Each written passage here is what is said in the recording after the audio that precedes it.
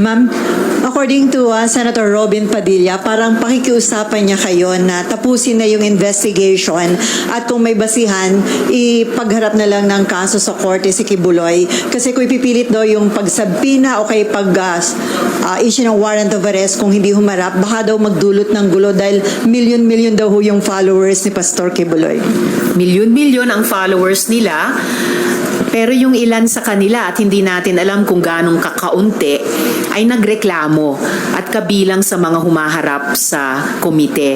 Dahil sa kabila ng kanilang sinserong pananalig at sinserong pag-asa na mabubuhay sila ng matiwasay sa kanilang pananalig kay Kibuloy, sa kabila nun, nakaranas sila ng teribleng mga pang-aabuso, pananakit, at iba pa. Yung paulit-ulit na sinasabi